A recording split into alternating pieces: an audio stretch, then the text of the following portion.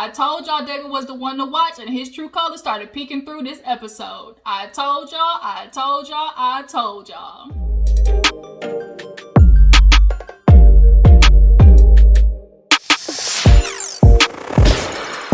Hey, what is up, you guys? Your girl G here. Welcome back to my channel. We have to talk about Ready to Love. This episode was pretty shocking. A lot of the men decided to hit us with the okie doke, with the skirt.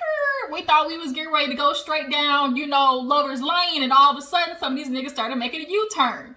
We gotta discuss that because this was a no U-turn lane, and they just making their way through traffic with no regards of, bystanders, okay? But yeah, we need to get into this episode. David, I told y'all David. I told y'all his past was gonna make him controlling. He definitely looked like he was secretly, a little overbearing. I said that in my previous review about him, that he definitely was the one that had some underlying secret, ways about him, and they definitely started creeping through the surface this episode. And then Joel, we need to have a talk, mister, okay? We need to have a talk. So let's go ahead and get into the episode. If you're new to my channel, go ahead and hit that subscribe button. All my other jujus, y'all know what y'all gotta do. Go ahead and hit that like button and drop down the comments. Tell me what you feel about the episode and let me know that you guys stopped by. So we open up with, all the guys meeting, Pastor Tommy. Is he a pastor? Did I say Pastor Tommy? Is he a pastor or something? I feel like he's something in the church, right? But nonetheless, they meet, Uncle Tommy. I'm like, I know it's a something before Tommy, Uncle Tommy. So they meet Uncle Tommy. He basically tells, the guys that it's time, for the girls to meet the friends. Like, there's nobody who knows you best like the friends. Or is she going to be able to fit into the group? That type of situation. So, all the guys are kind of nervous, and particularly Chris, because Chris is thinking, oh shit, here go PTSD. Last time my friends made somebody, it was Nia, and we all know how that went. Like, first of all, Nia messed it up for herself, because Chris was a good one, and she didn't like her. I didn't like the way she did him, and the way she ended herself on this show. It was all types of bugetto. But nonetheless, he's concerned, and then who else was it? I think Joel was kind of concerned about, his friends. But nonetheless, it's time to start breaking it down. We're getting towards the end of the experiment. So y'all got to start making some decisions. So we first meet up with, who went first?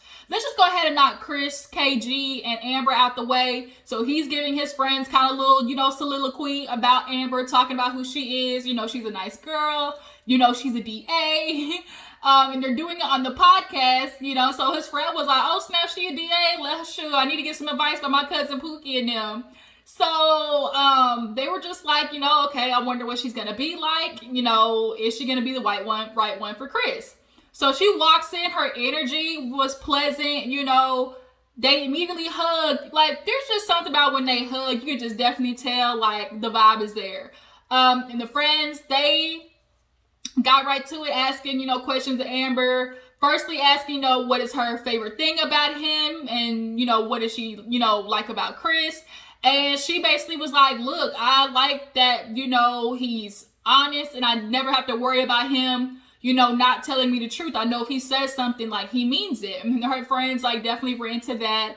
Then they asked if she introduced or mentioned Chris to any of her friends or family. And she said no. And they were kind of why? And I'm like, y'all are mad. Don't be upset that she hasn't said anything. And I'm glad Chris wasn't, because he got it. He's like, I understand. You want to know that, okay, I'm going to be for real with this person. You don't want to just be the boy or girl that's constantly bringing somebody to your friends or family. Be like, here's so-and-so. And then 2 months later, here's so-and-so. We're going to get tired of introductions. We're going to be like, okay, we'll see if you make it 2 weeks. You shouldn't be that person. So I'm glad that KG, understood why she didn't just already have been telling her friends and family about him. I feel like when it comes to introduction, to people, if I feel like you should want them to make that to the next step. It should be something, that you want to do. I feel that way about people introducing them, themselves to, their partners or whoever to kids. You should not be introducing your kids to some boy, like man or woman, only after 2 months, like, or after 2 weeks. Like, make sure y'all are gonna be together. Like, y'all been there for a good minute before you start introducing people to your kids. Like, that bugs me like nobody's business. But that's another topic. Okay, I was watching another episode of some show, and that just kind of like, it just made me think of that. Stop introducing people to y'all's goddamn kids after 2 months. The shit's annoying. Okay, because it don't work. Messing your kids up. But they overall liked Amber. They could tell that he was into her. The energy was there. You know, black love. You know, power to the people. It's going to be Juneteenth.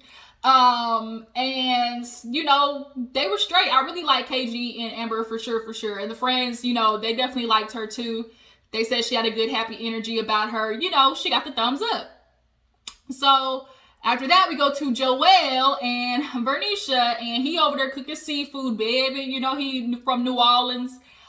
He had to drop the Cajun on him. So he's talking to the girls. He had one guy friend. I think it was one guy friend and 2 girlfriends, if I'm not mistaken. And he, you know, got to telling them about her and how she, you know, she likes her. He likes her energy. She real womanly. You know, she got kids, stuff like that. And she gets to the house. Things are cool. The things kind of took a little, like a veer off just a tad bit, okay? Because they started asking questions about, you know, what she wants, what she sees in Joel, what she wants to get out the experiment. And she got right to it, as in, like, she had told Joel she felt some type of way about him, you know, kissing Amber on the cheek. She's like, I'm a territorial woman, like, what's mine is mine. And so that was kind of like a red flag number 1 for Joel. Like, okay, like, dang, is she a jealous or is it territory? Like, what's the difference? To me, there's definitely a difference. There's a thin line, a very thin line between territorial and jealousy. And just ride with me here, y'all, okay? Just listen. Territorial and jealousy, I feel like, are 2 different things. When you're territorial, it just means you know what is yours and you just kind of do like little subtle things to make sure other women know what is yours. So when you go out or whatever, you ain't even got to be in his vicinity, but when you walk in together, you just kind of like do little stuff. Y'all walk in holding each other's hands. Before you walk away in the club, you maybe like, you know, do a couple of smoocheroos on your dude before you walk away so other women in the club know, bitch, he's taken.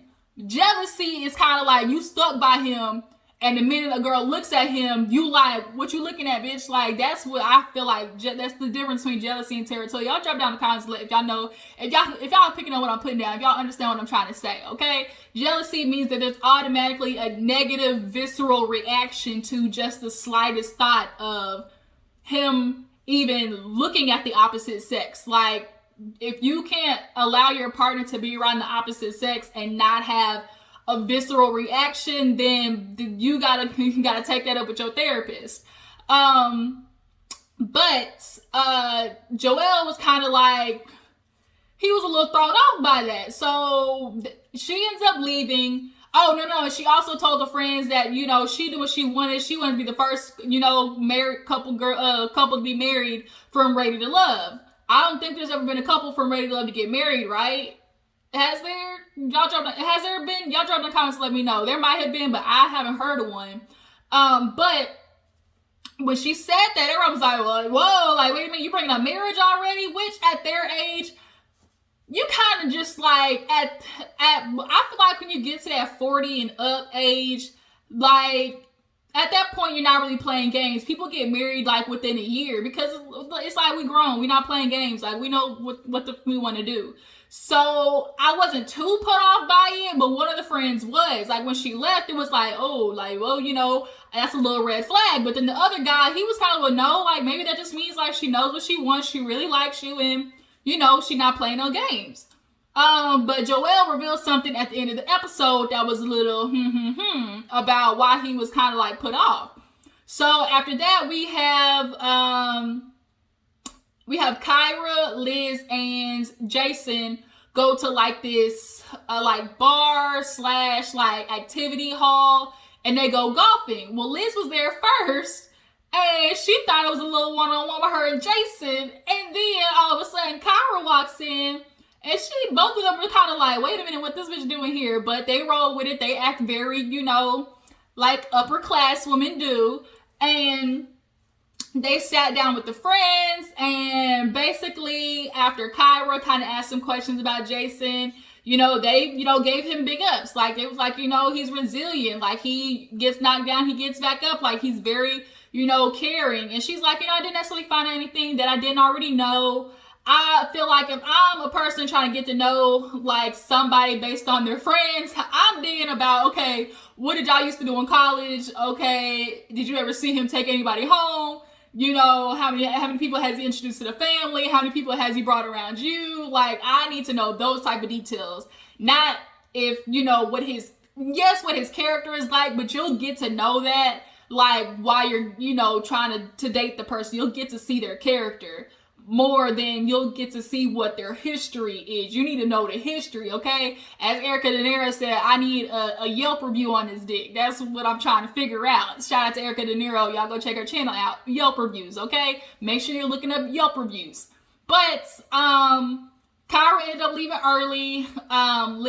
Liz ended up leaving early, but Liz, she was just kind of talking about, I'm really about the solo person, and Jason just really gives me that. And she's like, I really want a man they were talking about, leading. And Kyra's like, I want a man to lead. Because I'm such an alpha female, because they asked about that. She's like, but I want a man to be able to lead the household. I don't want to have to do everything.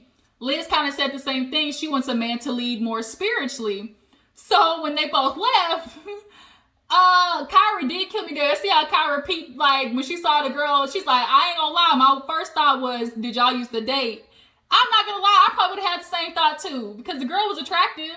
But nonetheless, both of his friends was like, we like Kyra. Kyra's more, down to earth. Like, her energy is more necessarily not more outgoing, because Liz is outgoing, but it just gives a more like, I don't have to be nervous to do something wrong around you, or we can just like really do some fun stuff, Liz, as the girl said, she's like, I'm a no presence of the Lord is gonna be here. I just felt anointed. When Liz is there, you're gonna feel anointed.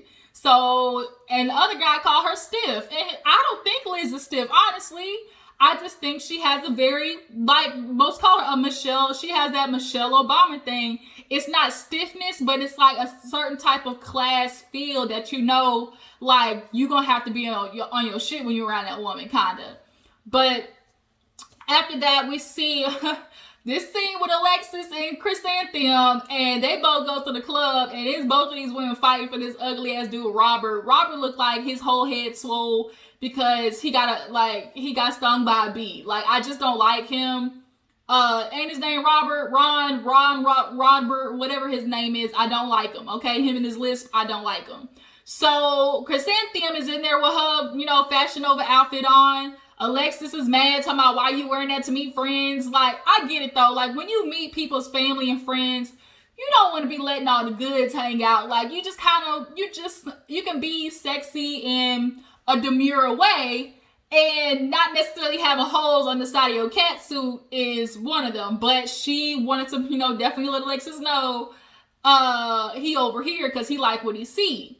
So Alexis sees them talking, and honestly, he bothers me. Robert, whatever his name is, he bothers me with me and Alexis, we don't never gotta say stuff. We understand where we at. Y'all don't be having no conversations because y'all just be around each other and be in the air of sexual tension. Y'all don't say nothing because that's all that y'all are on. And then Alexis, she and him actually like be asking questions. They're talking, and the friends pick up on that. Like Chrysanthemum, when she's answering questions, she giving one word answers. Do you like Ron? Yeah, he cool. Do you like kids? No, they haven't been in my future. I think about it. It's like she doesn't, there's no substance to Chrysanthemum. I'm sorry, there's just not. So when she leaves, he's like, I'm not really concerned about my friends. No, both of them end up leaving, but Alexis was like really talking about how, you know, she's a like she has a son. She wants somebody to be a leader. You know, she really sees them building something together. And so when she leaves, the friends automatically say, Alexis is it. We love her energy. And so he's like, you know, did I know that they were going to say that? Yes. But, you know, there's just something about Chrysanthemum. Like, we get each other. And it's like, don't start with that. Boy, we know what we get each other means. So all the guys meet up with Uncle Tommy. That was all the dates. And start spilling the beans. And so they get right to it. They end up talking to who first? Joel, about Bernicia and how, you know, come to find out in his confessional, he revealed they had a little tension, disagreement-ish type phone call about how she handled maybe the aspect with Amber. And I guess, you know, also her intentions of how strong they were, maybe. He just left it as, you know, we kind of had a tense little situation, which kind of threw him off.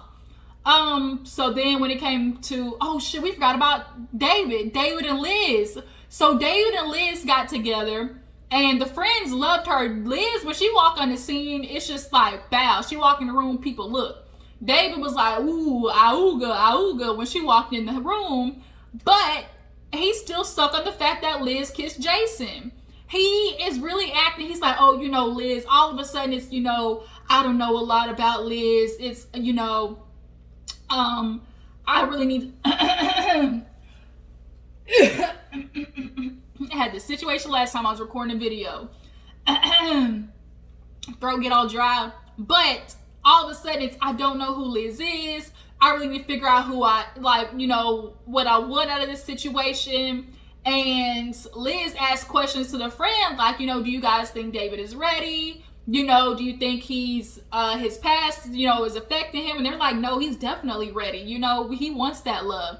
And she's like, well, the only thing I want more from him is consistency, which probably means to me, he been falling off since that text message. And Liz is like, you know what you want. David knows that you want Liz, but his past insecurities are creeping up the fact that she kissed, Jason, and I don't like that because you're playing with my girl Liz, David. So he ends up talking about that and how, you know, him and Liz had a good day, but he just don't know. Kyra and Liz had a date with Jason. He gets a little bit emotional, talking about how they said such good things about him and he's not used to that. And I really appreciate how Jason, really this whole season of Ready to Love, has made emphasis on the things that, you know, the Black community doesn't touch on, which is emotions, therapy, Black men having depression. Like, I really like Jason. Jason took Kyra out on a date. Then I forgot, there was more dates than that. Jason took Kyra out on a date to an art museum, and they really had like a moment. He had her rose petaled out and everything, and they ended up kissing at the end of the date. But Kyra was talking about she still got a feeling for AJ. And what I'm thinking it is this is one of those the good angel, bad angel type situation. The good angel is Jason, who, you know, is going to treat you right. Might not necessarily have as much swag as AJ. You know, he's good. We do have nice little chemistry. But then there's AJ, who kind of got, you know, the chocolate swag, you know. He's got the vibe and that kind of like more on the ground hood energy that I'm sure Kyra is very much attracted to. But you don't know where he's gonna be is he gonna be cheating with the girl in the studio? Like, and that's kind of that thing that women gotta get away from. Like, oh, you know, he's not as, you know, swaggy or whatever. It's the Sierra and Russell Wilson and Future situation all over again. That's immediately what I thought of. This is Russell Wilson versus Future. And Kyra, you're gonna F up if you go over there with AJ. That's just point blank, period. Even though his friends lied to you and told you that he was ready after playing volleyball, that he really want to move on, I don't buy it. AJ is just full of it. I do not believe he might be good for a little bit, but the minute things get tough, he cheating, period. But at the mixer, they started talking about the dates. He was like, you know, I really liked Kyra out of it. AJ liked Kyra. And then, of course, you know, KG talked about how, you know, things were good with Amber. And then Ron was talking about his date with with Alexis and Chrysanthemum. So Uncle Tommy said, if you had to pick today, who would it be? And this is where the twist comes in, because what's his face said, who was it? They were all sitting on the couch today. It was David and Joel, and Jason, and AJ, who said Kyra, right? And so when Joel said, oh, you know, baby, I gotta pick right now, he said, in that case, I'm gonna pick Kyra. What? Wait a minute, where did Kyra come from? So I'm sitting here thinking, are Kyra and Joel texting on the low? But he just admitted the only reason he said Kyra is because of the situation he had with Vernisha. And it's like, well, then you should have just said that. Just say, like, Vernisha's my number one, but, like, you know, we did kind of have a tense moment texting, but I still vibe with her. Because now that just looks crazy. And I'm like KG, where he's like, oh, no, baby, no, that's not what we supposed to do. So then Jason's confused, like, everybody's like, wait a minute, is Kyra, like, is she playing everybody? What is this? Then David want to talk about, oh, well, guess what? I'm going to go with Kyra, too. We all going home with Kyra. All because Liz kissed Jason? That's what you going to do, David? Really? Get the out of here. You and your Bible thumping ass. I can't. So then we get to Ron or Robert, whatever his name is, trying to choose between Chrysanthemum and Alexis. And he's like, it's so hard because, you know, if I'm with Alexis, I'm on my old Shell Obama, my Shell and Obama type stuff. But if I'm with Chrysanthemum, I want to have fun. And, you know, she gets my lifestyle. We get each other. And so Tommy asks, which one is it? And he's like, you know, he says Alexis. Well, he didn't say it convincingly. I really feel like at the end, he's going to choose Chrysanthemum. He's going to have a little fun for a little bit. And then he's going to do the switcheroo and go back with Alexis. He's gonna pull what's the one that got with the girl with the afro that one season, and then he flipped on it and then went to the real demure military girl. Y'all, if y'all seen Ready to Love, y'all know who I'm talking about. He left with she dated Genuine, remember? And he left with her. She had the big booty, and then all of a sudden after they trip and they vacation, he went and left with the other girl. That's what's gonna happen on this one. I don't trust Ron as far as you can throw his big brick block-headed ass. Like, I don't trust him. He looked like he played women. He looked like he feel like if he paid for stuff, you owe debt to him. Like, I don't trust him. I don't like him. And now the fact that everybody chose Kyra is some bullshit. So now they got to send somebody home, which they sit with Liz and Chrysanthemum. Chrysanthemum immediately comes in on some, you know, she talked real small with her lips. Something ain't right here, you know, because, you know, I already know what this is. You know, he come here to take me some wine, but I don't believe it. And so he sits down like, you know, I really do like you, Chrysanthemum. Yeah, okay, that's what you're going to say. And so he basically told her, like, you don't reply to nobody's text messages. Ron got offended, talking about, oh, KG just saying she ain't texting back because he ain't getting no play. Like, bro, get out your feelings. So he basically, Chrysanthemum basically like, you know, I already know what this is. You know, I'm just go ahead and get to it. So he basically told her, okay, I'm gonna get to it. You ain't ready to love. And so she feeling like somebody flipped on her because she had two dudes talking about how they wanted to be with her, but then all of a sudden she like, somebody lying. I'm gonna figure out who it is. So then Liz gets told that she's a little stiff. She's, you know, has a wall up. But, you know, she's still ready to love. And I feel like Liz has very much been open this whole thing. And I really feel like they're just trying to find something wrong with Liz. As much as men always say they're ready for a real woman, the minute it smacks them in the face and one little thing pops up, they go running the other way out of, you know, scared of you know, having to really step up to get to this real woman. Liz is a real woman for David. David's gonna be not for her, but she's the one for him, you know, that can help him. Vernisha could be one for Joel, but that little fight, you think y'all are gonna have fights in y'all's relationship? Like, get over it. But Joel, David, we see next week, like, is very rude to Liz. And it's like, I told y'all niggas, Boosie daughter style, I told y'all niggas. So Y'all tell me how y'all feel about this episode. Are you surprised by? Do y'all believe that Ron want to really go with Alexis, or is he gonna choose Chrysanthemum? Who do you guys think Kyra is gonna choose at the end of the day? Is she gonna choose Jason or AJ? Because she's not going for David or Joel. Which one is she gonna choose? I'll talk to you guys later. I appreciate you for tuning in. Deuces.